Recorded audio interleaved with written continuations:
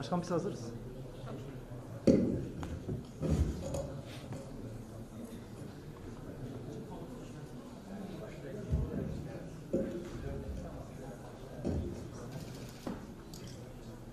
Değerli arkadaşlar, hepiniz hoş geldiniz. Halkların Demokratik Partisi adına hepinizi saygıyla selamlayarak toplantımıza başlayacağız.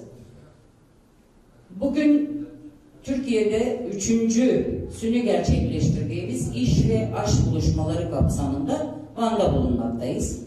Birincisini Ahmet'te, ikincisini İzmir'de, üçüncüsünü Van'da gerçekleştiriyoruz. Çünkü şu anda Türkiye'de toplumun en yakıcı sorunlarından olan iş ve aş meselesi, aynı zamanda da çeşitli adaletsizlikler meselesi en yakıcı sorunlar arasında.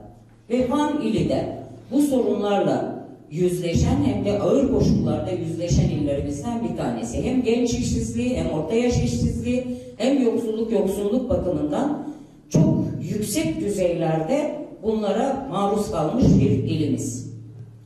Toplantımıza biz daha sonra tekrar devam edeceğiz. Öncelikle heyetimizi tanıtayım, sonra sözü eş genel başkanımız Pervin Buldan'a vereceğim. Bugünkü heyetimiz ve şu an bu toplantıda bulunan heyetimiz Batman Milletvekilimiz Necdet İpekyüz, Ekoloji Komisyonu'ndan sorumlu eş genel başkan yardımcımız Naci Sönmez, Genişleme ve İttifak Komisyonu Sözcüsü aynı zamanda MYK üyemiz Sultan Özcan, yine Van Milletvekilimiz Murat Sarısaç, İl Eş Başkanımız Handan Karakoyun, Tuşbay Belediye Eş Başkanımız Ayşe Minas ve elbette ki Sayın Eş Genel Başkanımız Pervin Buldan'dan oluşmaktadır. Buyurun başkanım.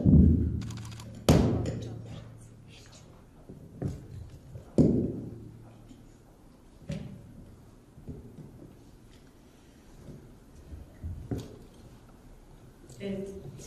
Değerli arkadaşlar, ben de öncelikle hepinizi sevgiyle, saygıyla selamlıyorum. Hepiniz toplantımıza hoş geldiniz, sefalar getirdiniz. Bugünkü 4. programımız ve bugün sabah sınır kapısına gittik ve orada bir basın açıklaması yapmak istedik. Bilmiyorum takip edebildiniz mi? Fakat Kapıköy sınır kapısına 20 kilometre kala güvenlik güçleri tarafından önümüz kesildi zaten. Orada yapacağımız basın açıklaması da engellendi. Yani basının çekim yapmasına da izin verilmedi. Fakat biz yine kendi arkadaşlarımızın çabasıyla bir iki kamerayla bir açıklamayı orada gerçekleştirdik. Ve Kapıköy sınır kapısının Van için ne kadar hayati bir öneme sahip olduğunu bildiğimiz için aslında bugün programımızı oradan başlatmak istedik. Arkadaşım ifade etti, aş iş buluşması kampanyası çerçevesinde bugün Van'dayız. Ben sadece bugünkü programa katılacağım ve akşam Ankara'ya döneceğim. Arkadaşlarım 2 gün daha burada. Tematik buluşmalar, işte görüşmeler, halkı dinleyecekler. Yani Van halkının sorunlarını, Van halkının yaşadığı sıkıntıları hem yerinde tespit etme hem de sizlerin taleplerini aslında alma girişiminde bulunacaklar.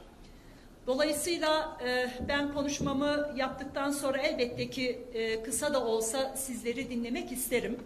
En azından buradayken hani yaşadığınız sorunlar nelerdir? Gerçi birçoğunu bilmekle birlikte yine de sizin ağzınızdan Van halkının yaşadığı sorunları, haksızlıkları, hukuksuzlukları birinci ağızdan dinlemenin önemli olduğunu düşünüyoruz. Sevgili arkadaşlar, konuşmamın başında söyledim. Sınır kapısı Van halkı için gerçekten önemli bir kapıdır. Ancak 1 yıla yakındır bu kapı kapalıdır. Yani Van'da ve bu bölgede birçok kapı pandemi koşullarına göre açılırken birkaç kapı kapalıdır ve hala açılmış durumda değildir. Bunların başında Kapıköy, Erbulak ve Esendere sınır kapıları, özellikle İran'dan gelen turistlerin hem Van'a gelmesi hem de Van'ın dışında bu bölgeye yakın illere gitmesi açısından bu kapıları kullanırlar. Esendere sınır kapısı Yüksekova'dadır. Oradan da Hakkari'ye geçip Hakkari üzerinden buraya gelirler turistler. Ama sadece bir turist geliş gidişi açısından değil elbette ki. Bu turistler buraya gelir getirirler. Bu turistler Van'da alışveriş yaparlar. Bu turistler burada otellerde kalırlar. Ve Van'ın turizmine, Van'ın ekonomisine büyük katkılar sağlarlar. Özellikle de Nevroz ayı yaklaşırken biliyorsunuz Nevroz ayında İran'da yaklaşık 2-3 hafta tatil olur ve İranlılar Nevroz kutlamalarını yaptıktan sonra bu tatillerini genelde işte Van'a gelerek geçirmeye çalışırlar ya da başka illere giderler. İran'dan İzmir'e, Antalya'ya, İran'dan Ankara'ya, İstanbul'a uçak seferleri yapılıyorken, bu pandemi koşullarında bu kısıtlama yapılmıyorken,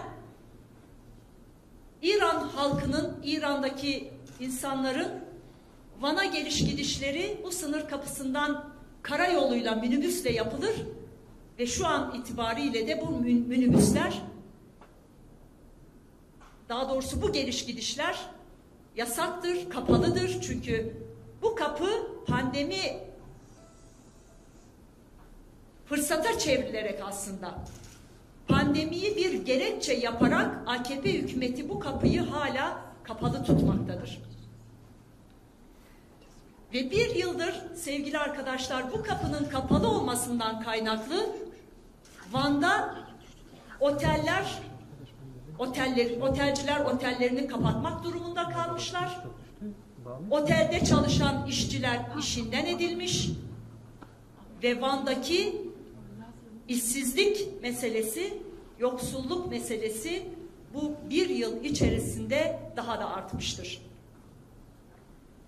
Biz bu ülkeyi yönetenlerin AKP hükümetinin küçük ortağıyla birlikte başta Van olmak üzere Kürtlerin yaşadığı illere ve bu illerdeki insanlara ayrı bir hukuk işlediğini ve işletildiğini biliyoruz değerli arkadaşlar. Bugün karşı karşıya kaldığımız sabahki durum da aslında bunun bir göstergesiydi. Kürt illerine ayrı bir hukuk, ayrı bir anlayış, ayrı bir yöntem uygulanmakta.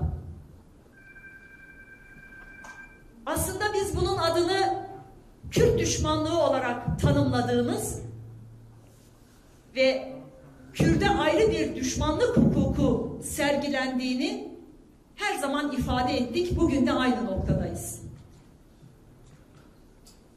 Ve bütün bunların başında değerli arkadaşlar, AKP hükümetinin bu ülkeyi yönetemediğinden, pandeminin de getirmiş olduğu farklı krizlerle birlikte AKP'nin artık bu ülkede ve bu ülke toplumunda Türkiye halkları nezdinde hiçbir karşılığının kalmadığını özellikle ifade etmek isterim.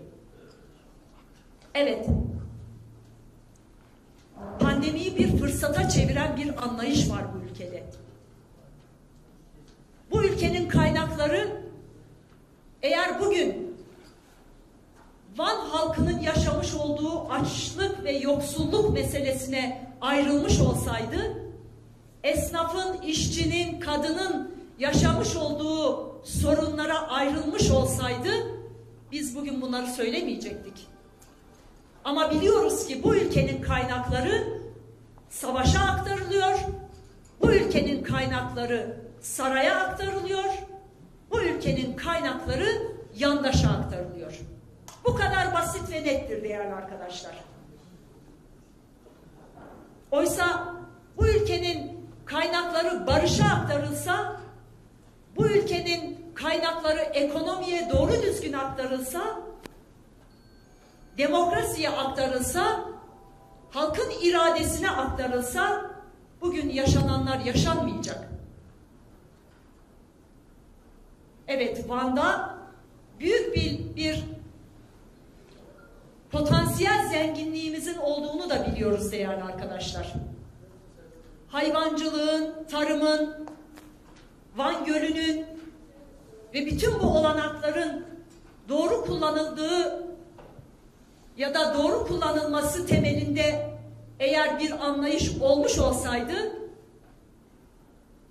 bugün Van'da ne tarımcılık biterdi, ne hayvancılık biterdi, ne esnaf bugün kepenk kapatmak zorunda kalırdı, ne iş insanları bugün yaşadıkları bu sorunları yaşardı. Ancak özellikle şunun altını önemli çizmek isterim. Bugün Van'da en büyük haksızlık yerel seçimlerde sizlerin iradesiyle seçilen belediye eş başkanlarının görevden alınması ve onların yerine kayyum atanmasıyla başladı değerli arkadaşlar. Kayyum artık bir anlayış ve bir sistem haline geldi Türkiye'de. Sadece HDP ile sınırlı olmayan, sadece HDP ile sınırlı kalmayan ve bugün Türkiye'nin batısında da artık gördüğümüz, görebildiğimiz, örneğin Boğaziçi Üniversitesi başta olmak üzere, belki yarın öbür gün önümüzdeki dönemlerde farklı yerlerde, farklı üniversitelerde ya da farklı partilerde de görebileceğimiz bir anlayışla karşı karşıyayız. Van halkına yapılan en büyük haksızlık, seçilen belediye eş başkanlarımızın görevden alınması ve onların yerine kayyum atanmasıdır. Sevgili arkadaşlar, bu ülkede bir darbe girişimi gerçekleşti. 15 Temmuz askeri darbe girişimi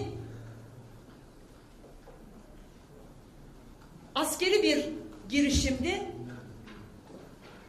Çok şükür ki başarısız oldular, başarılı olamadılar. Ancak AKP hükümeti bu darbe girişimini de bir fırsatla özellikle kanun hükmünde kararnameleri çıkararak bu ülkeyi yönetmeye çalıştı.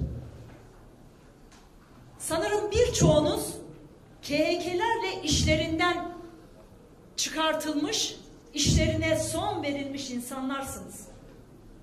Ve sizin gibi bu ülkede milyonlarca insan aynı durumda, aynı sorunla karşı karşıyadır.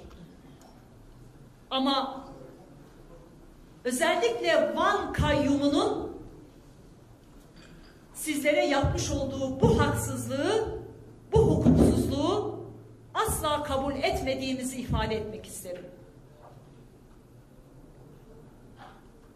Belediyeden çıkartılan işçiler başta olmak üzere, kanun hükmü ve kararnamelerle işlerinden çıkarılan sizler de dahil olmak üzere, bugün milyonlarca insan bu anlayış sonucunda işinden ve aşından edilmiş durumda değerli arkadaşlar.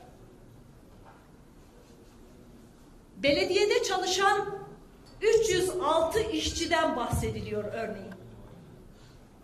Daha önce belediyeye işçi olarak giren, taşeron işçi olarak çalışanlar, kayyumla birlikte bu işçiler işten çıkartılmış, keyfi bir şekilde, hukuksuz bir şekilde işlerine son verilmiş, tekrar mülakatla belediyelere işçiler alınmış, fakat bu işçilere öncelik tanınmamış, bu işçiler mülakata girdikleri halde mülakatta elenmişler, işlerine geri dönememişler, onların yerine kaymakamın, valinin, AKP'linin istediği insanlar girmiş. Bu kabul edilir bir durum değildir değerli arkadaşlar. Bugün işsizlik meselesinin, açsızlık ve yoksulluk meselesinin en yoğun olduğu bu kentte, bu ilde, Van'da bir de halkımızın kayyum sorunu vardır. kayyum anlayışıyla, kayyum sorunuyla baş edebilmenin yol ve yöntemleri elbette ki vardır ve bellidir. Biz geçmiş dönemlerdeki seçimlerde kayyumlara gereken dersi vermiştik. Sandıklarda onları çöp sepetine atmıştık. Kazanmalarının önüne geçmiştik, engellemiştik. Van halkı kendi iradesiyle Mustafa Avcı ve Bediye Özgökçe arkadaşlarımızı ve diğer ilçelerde de belediye eş başkanlarımızı seçmişler. Ancak hemen arkasından bir kez daha sizin iradenize, halkın iradesine kayyumla cevap verilmiştir. İnanın yarın öbür gün bu ülkede bir kez daha seçim olsa, sandıklar bu halkın önüne gelse bir kez daha halkımız onlara gereken dersi verecektir. Bundan hiç kimsenin şüphesi olmasın. Ama şimdi biz sizlerin işsizlik sorununu, Van halkının yoksulluk sorununu, Van halkının yaşadığı hukuksuzlukları bir kez daha burada dinlemeye, bir kez daha sizlerin sorunlarını tespit etmeye geldik değerli arkadaşlar. Sevgili arkadaşlar, Türkiye'de genç işsiz sayısı %25 ise inanın Van'da %50'dir değerli arkadaşlar. Bu bir tespittir. Bu bir varsayım değildir değerli arkadaşlar. Bize dün akşam İl örgütümüzün, arkadaşlarımızın verdiği rakam budur değerli arkadaşlar. Bugün Van'daki gençler işsizlikle mücadele ederken bu işsizlik oranları bu ilde, bu kentte bu kadar yüksekken işçilerin önünü açacak, işçilere, gençlere istihdam alanları yaratacak olan projeler ne yazık ki yapılmamaktadır. Gençler bugün zamanlarının birçoğunu bilgisayar başında, internet başında ya da kafelerde oturarak geçirmektedirler. Bu ülkenin gençlerine yapılan en büyük haksızlık budur sevgili arkadaşlar. Kısacası hepinizin ben biliyorum ki büyük dertleri, büyük sorunları var. Kanun hükmünde kararnamelerle yönetilen bir ülkede işinden edilen, işine son verilen insanlar sadece sizler değil, sizler gibi milyonlar Halkların Demokratik Partisi'nin bu soruna bakış açısını ve bu sorunla mücadele etmenin yol ve yöntemlerini mutlaka öğrenmek isterler. Evet, heyetimiz, arkadaşlarımız hem sizlerin soracağı sorulara cevaplar verecekler ama aynı zamanda da sorunlarınızı ve sorularınızı birlikte cevaplandırmaya çalışacağız.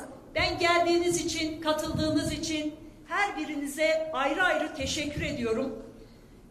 Belli bir süre kalacağım burada değerli arkadaşlar, ancak bir yarım saat sonra da ayrılmak durumundayım. Dediğim gibi uçağa yetişmek zorundayım ama heyetimiz sonuna kadar da burada kalacaklar ve sizi dinleyecekler diyeyim ve sözü sizlere bırakayım. Bir kez daha teşekkür ediyorum. Sağ olun.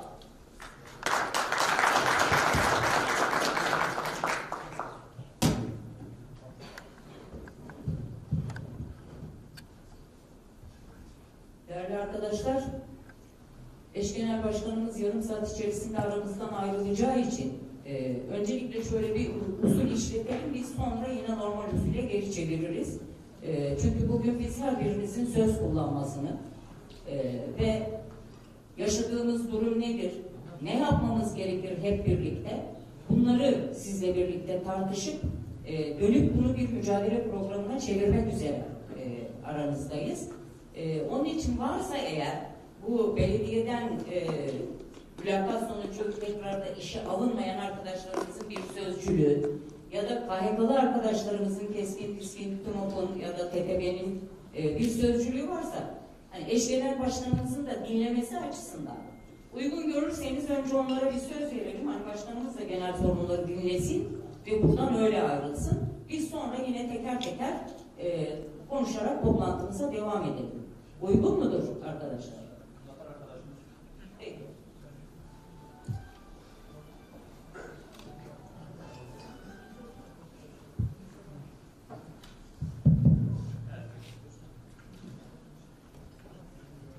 Öncelikle hoş geldiniz diyorum. Yaşatılan bu sefalet sınavında bizleri yalnız bırakmadığınız için, dertlerimizi, sıkıntılarımızı dinlemek için de bizi davet ettiğiniz için teşekkür ediyorum. Ben Zafer Uyar, 11 yıllık Van Büyükşehir Belediyesi çalışanıydım. Taşeron çalışanıydım. 306 işçinin sözcülerinden biriyim. Aslında ötekileştirilen, kriminalize edilen 306 insanı söylemek istiyorum. Bunu neden söylüyorum Sayın Genel Başkanım? Bir mesai arkadaşımız geçen sene Şubat ayında Bahçesaray'da gerçekleşmiş olan çığ felaketinde hayatını kaybetti. Hayatını kaybeden bütün insanlara devlet nezdinde şehitlik kategorisine alındılar. Şehitlik mertebesi verildi. Yalnız Murat Kapan arkadaşımız HDP döneminde işe alındığı için ve Kürt bir çalışan, bir işçi olduğu için ne vali nezdinde ne de iktidar nezdinde kendilerinin verdiği şehit kategorisine alınmadı. Alınmamasından ziyade ailesi dahi bir defa ziyaret edilmedi. Örneğin şu an burada toplantıda Senar arkadaşımız var, Senar Demir. Kendisi de ilk sırada yaralı kurtuldu. Şu an engelleri var. Parantez içerisinde sakat, herhangi bir iş bulamıyor. Onlar da Türkiye'nin diğer yerlerinde oluşan doğal afetler sonucu, mağduriyetler sonucu devletin herhangi bir hak talebine karşılaşmadı. Kimdir bu 306 işçi? Vaktinizi de fazla almak istemiyorum. 306 işçi kanunen meclisten geçen yasa ile kadro almaya hak kazanan ama daha sonra kendisi itiraflarında bulunduğum zaten genel dönemin genel sekreteri Mustafa Yalçın, şu an Kayseri Tarlas Belediye Başkanı ve Trabzon Büyükşehir Belediye Başkanı Murat Zorluoğlu gittikleri yerlerde, aday oldukları yerlerde milliyetçi oyları devşirmek için işte biz Van'da bu kadar insanı ekmeğinden, aşından ettik gibisinden zaten kendisi de itiraf etti Sayın Genel Başkan. Kayseri'de katıldığı bir seçim programında yerel bir televizyonda KHK'lar, örgütle bağlantısı olanlar astık, kestik, 300-400 gibi bir sayı kaldı. Affedersiniz kucağımızda diyor. Onları da diyor çok büyük bir zevkle işlerinden, aşılarından ettik. Bizim kamuoyuna seslenmek istediğimiz emek kurumları kör, sağır ve dilsizi oynuyor. Örneğin DİSK, Devrimci İşçi Sendikaları Konfederasyonu. Kesinlikle tabii 306 işçinin içerisinde mevcut çalışanken baskıyla, tehditle, sürgünle, işten atılma korkusuyla sarı sendika dediğimiz iktidara yakın hizmet iş ve hak işe üye olmaya zorlandılar. Yalnız DİSK rolünü oynamadı. Yaklaşık 34 aydır. Kesinlikle örneğin arkadaşlarımızın Van'daki şube, bizim arkadaşımız şube başkanı bizimle beraber Kayakan arkadaşımız onu dışında tutarak genel merkezinin bizzat bu konuyla ilgilenmesini istiyoruz. Bu konuyu da dile getirdiğimiz zaman ulusal medyada da sosyal medyada bize şu etiketi yapıştırıyor Sayın Genel Başkan. İşte sözcülerine ya da temsilcilerine ya da belli bir ekibe kayyum ya da hizmet iş sendikası işe alma sözü vermişler. Ondan dolayı bu işçiler DİSK'in propagandasını yapıyor. Bizim tek talebimiz Arzu Çerkezoğlu gelsin buraya sizler gibi 306 insanı dinlesin. Mağduriyetler had safhada. Örneğin Zehra Aslan diye bir kadın arkadaşımız var. Kendisi kalp hastası. Kafasında lekeler oluyor. İşten atıldığından beri sadece bir kutu ilacını alabilmiş. Kendisiyle çalışmıyor. Fişlendiğinden dolayı eşi de çalışmıyor ve kiralarını ödeyemiyorlar. Biz bir şekilde bir kooperatif gibi bir komünel hayat yaşıyoruz. Zaten birbirimizin ihtiyaçlarını, sıkıntılarını giderek halledemiyoruz. Ama bazen de ağır yüklerimiz oluyor. Bu yükleri biz taşıyamıyoruz. Bizim tabii ki HDP Şimdi biz bunu çok iyi fark ettik. Daha önce Murat Vekil'le de konuşmuştuk, Murat Sarısaç'la. Muhalif kesim Türkiye'de bir olguya sahip çıkıyorsa, iktidar o olayı muhalif kesime mal etmemek için kendi yanlarına çekiyor. Bizim sizlerden ve dostlarımızdan istediğimiz bizleri kamuoyunda gündeminde tutmak. Çünkü şu an işe dönmemek için 306 insan değil, aslında 303 insan, 3'ü vefat etti. 303 insan işe dönmesi için herhangi bir yasal engel yoktur. Sadece mevcut Van valisi Mehmet Emin Bilmez ve Van kayyumunun dediği Van yerel bürokrasisini aşamıyorum ki kardeşim bu işçileri alabileyim. Van yerel bürokrasiden kastı iktidar ve iktidar milletvekilleri. Bizi dinlediğiniz için teşekkür ediyoruz. Mağduriyetlerimizi ve işe dönmemiz için vereceğimiz çabaya da destek vereceğinize eminiz. Sağ olun, var olun. Teşekkür ederiz. KYK'lılardan var mı arkadaşlar? Buyurun. Sayın Genel Başkanım, mikrofon. Hoş geldiniz. Evet, arkadaşlar Zafer Uyar 306 taşlanmış silahlardan konuşurken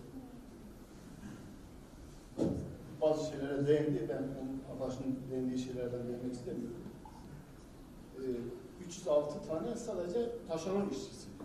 Biz KYK'lılar da Sayın Genel Başkanım, bu bölgede Ahmet'te olsun, Batman'da olsun, Mardin'de olsun, Bitlis'te olsun, Muş'ta olsun, Hakkari'de, Van'da olsun, genelde işçi kıyımı Van'da yaşanıyor. Şu anda yanılmıyorsa Van'da yerel yönetimlerde ihraç olan arkadaşların sayısı 1000'e yakındır. Biz ilk KYK'da kadrolu işçi ve memur arkadaşlarımız 300 küsur üzerinde ihraç edildi. İhraç olmanın sebebi de gerekçeleri çok da basittir. Zaten 21. İdari Mahkeme'de bir arkadaşımıza karar vermiş, Türk Milleti adına karar altında şunu yazıyor. Türk Milleti adına itibatlı ve iktisatlı olduğunuz için işten ihraç edilmişsiniz ve bize cevap vermediğinizden dolayı, iktisatlı olmadığınızdan dolayı bir belge sunmadığınız için iş alınız fesine karar vermiş. Türk Milleti'ne karar vermiş. Ben şimdi adaletle ve hukuka bunu diyorum.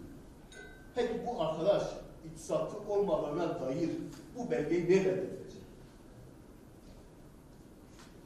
Yani bu hiç yoktan bahanelerle bizleri işimizden etti. Sayın Genel Başkan dedi ki Van'da bizim arkadaşlarımız yaptığı tespitlere göre Van'da %50'nin üzerindedir işsizlik. Doğrudur Sayın Genel Başkan. Van'da HDP geçende %57 seçimlerde oy aldı. AKP'ler işlidir, işleri var. %43, %57'de bunlar nettir. Van'da HDP'ye oy veren şu anda. Tabii bu baskılardan dolayı %57 aldı, 43 aldı. %57'de işsizdir. Bu gerçektir. Yani özellikle de hükümetin bu coğrafyada özellikle Sterhen bölgesinde dediğimiz Van üzerinde yoğun bir çabası vardır. Yoğun bir çalışması vardır. Kapıların kapanması, burada bir bölge, bir tane arkadaşımız, 6 tane arkadaşlarımız içinde taşımış, bir tane arkadaşım çocuğunun ihtiyacını karşılayamadığı için intihar etti. Şimdi diyorlar mağduriyet. Ya mağduriyet benim arkadaşı, 24 saat beraber olduğumuz arkadaşım eşiyle çocuğu ayrıldı. Yuvası dağıldı. Ve suçlaması da şu, genel yönetimler, sosyal medyada paylaşımdan dolayı işte neymiş, Sayın Cumhurbaşkanı'na demişsin işte sana oy vermediğinden dolayı vermiyorum karşılığında yazıları var. Evet doğrudur. Ya şimdi bakıyorlar bu bölgedeki HDP 6 milyon seçmen oy veriyor. Ben de veriyorum. Ben bir HDP seçmeniyim. Evet. Ben de oldum. Sağımdan olsun. Ne farklı geçiriyorum. Sağımdan olsun. Ben bir HDP seçmeniyim. Nereye giderse gidilsin. Bunun çaresi yok. Ama bakıyorlar diyorlar ki Allah belalarımız versin. Ve hatta birkaç tane HDP seçildiği oy veren Aslında ben o gereksizlere bu cevabı vermek istiyorum ama kendileri ne yaparsa yapsın bu bölgede evet. Şu anda bank ekonomi burası çökmüş. Bank bittiler. Türkiye'ye de şöyle bank alırlar. Vallahi bizi ne yapsalar yapsın. Biz kendi fikrimizde, görüşümüzde taviz verecek değiliz. Bizi ekmeğimizle veyahut da bir şeyler tebliğ edecek durumları olmaz. Bu bir de ona olabiliriz. Sayın Genel Başkanım, bizim söylemek istediğimiz şu. Şimdi biz arkadaşlar